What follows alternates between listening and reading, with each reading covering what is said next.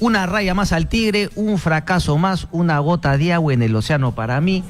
Una nueva del Congreso de la República, denuncia ayer de Panorama, complicada la situación del congresista Roberto Vieira. Finalmente no es una denuncia, ojo, porque dice acusan a. Claro, la acusación es de un primo de él, un primo hermano de él, pero me parece que finalmente lo que hay es una denuncia con todas las pruebas contundentes. Ya han hablado varios abogados diciendo que finalmente claramente tipifica varios delitos, sobre todo el de tráfico de influencias.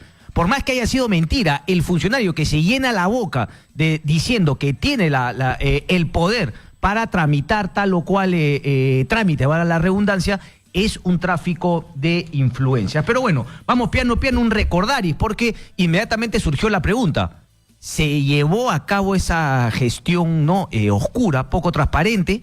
Efectivamente, logró Vieira dar lo que había ofrecido a su primo, es decir, tiene efectivamente topos, tiene gente a su servicio en el Ministerio de la Producción, a la cual está escrito ahora Pesquería. Bueno, la ministra de la Producción, Rocío Barrios, lo negó tajantemente. Vamos a escuchar el audio de la ministra. Agradezco la comunicación para poder mencionar que yo en ningún momento he tenido una reunión en privado, ni tampoco hemos tocado ningún tema distinto a los que son los problemas del sector pesquero, como es el derecho de pesca, la jubilación o el seguro de pescadores. Bien, ahí está, primera respuesta. Y claro, tenemos un byte más. Muéstrame el segundo byte, por favor. En este momento lo que tengo que hacer es iniciar las investigaciones en el interno, efectivamente, para poder identificar si es que existen malos funcionarios que estén en complicidad con este señor. Ok, entonces ahí está, ¿no? Claro, ella desde la cabeza lo niega tajantemente, pero siempre esa posibilidad de que haya personas que finalmente se han organizado una pequeña mafia al interior del Ministerio de la Producción. Y hay que decirlo, lo más probable es que lo haya. Lo más probable es que hayan pequeñas mafias, circuitos de corrupción en todos los ministerios. Y eso también es parte de un reclamo legítimo que se le plantea al presidente de la República. La lucha contra la corrupción es un tema que es muy amplio. Y no es un tema en un momento, en un contexto exacto. Es una lucha constante. ¿A qué me refiero? Que claro, hoy por hoy lo que vemos de Lavajato, empezando por Odebrecht, yo saludo que se vayan a firmar nuevos acuerdos con otras empresas, ya tengo mis bemoles, ya después se los cuento, pero parte de la lucha contra la corrupción no es únicamente agarrar a los que han cometido algún delito, sino desmontar los sistemas de corrupción. Y eso es lo que está faltando en muchos ministerios. Y esa es una labor a la cual se podría abocar justamente el presidente de la República y el presidente del Consejo de Ministros.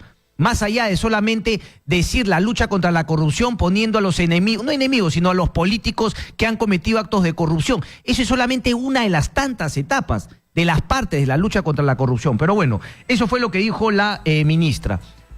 Eso no es un delito. O finalmente se fue de boca el señor Roberto Vieira. ¿Qué comentó el abogado penalista Julio Rodríguez? Lo escuchamos. Bueno, definitivamente las circunstancias que se han revelado podrían fácilmente encajar en el delito de tráfico de influencias. Al tratarse obviamente de un funcionario público y además de los de más alto rango en el Estado, la pena para estos casos son agravadas. Por lo tanto, esta oscilaría entre 4 años de privación de libertad y 8 años de privación de libertad. Ahí está. Claro, primero tendría que levantarse finalmente la inmunidad para investigarlo. Me imagino que con eso, o podría finalmente ser desaforado directamente, lo sacan del Congreso de la República. ¿Qué va a pasar? Me imagino que la Comisión de Ética también tendrá algo que decir. Porque el audio es contundente, ¿no? Roberto Vieira. Ahora bien, esto nos obliga a tirarnos un poco para atrás. ¿Cómo llegó Roberto Vieira al Congreso de la República? A lo Gilbert, alguien dijo, a lo Gilbert. Bueno, vamos piano, porque todavía dijo algo más Julio Rodríguez y esto aplica para muchos otros funcionarios que por ahí se quieran llenar la boca en el futuro. Más de Julio Rodríguez. No significa que él haya recibido el dinero, simplemente que exista una promesa y que hay un requerimiento de parte de él para estos fines. si lo que el reportaje periodístico revela es el detalle de la conversación entre el congresista y el primo además señala claramente de que el dinero nunca tuvo como destino el dinero requerido, que este fue llamado de un abogado, sino que era por la intercesión que iba a hacer el primo en el Ministerio de Pesquería, definitivamente se ha configurado el delito, ¿no? Ahí está. No se necesita prueba de que se haya entregado la plata y menos de que finalmente se haya entregado ese favor, ¿no? Se haya finalmente dado ese permiso justamente al tema de la pesca. Y decía, esto nos lleva a un tema fundamental, es decir, cómo llegó Roberto Vieira y la manera como Gilbert Violeta, ¿no?, cuando tenía toda la confianza del presidente Pedro Pablo Kuczynski, finalmente determinó qué personas iban en la lista de Peruanos por el Cambio. En ese puesto de Roberto Vieira, hasta muy poco antes de la primera vuelta, donde se elige a los congresistas, estaba Cayetana Aljobín. Cayetana Aljobín sale y automáticamente Roberto Vieira, que ya se paseaba por muchos canales con una agenda propia, que era justamente el tema de los armadores pesqueros, que queda claro ahora por la denuncia, él tenía también intereses. Entonces, ¿qué pasó? ¿Cómo así llegó? ¿Por qué Roberto Vieira? ¿Cuáles eran sus antecedentes? ¿A quién le había empatado?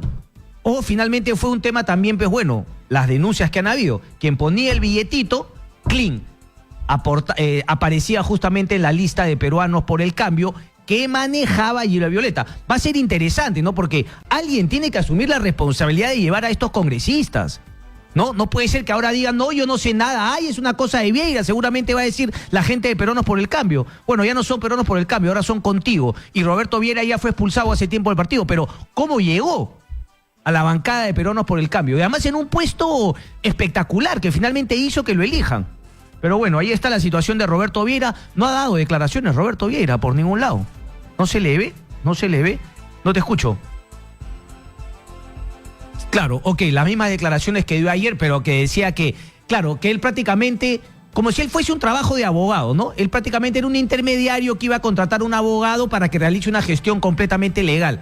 Ya pues viejo, ¿no? Las excusas, los argumentos del señor Roberto Vieira, la verdad, son lamentables. Ahí está un poco la situación de la denuncia que fue la bomba el día de ayer.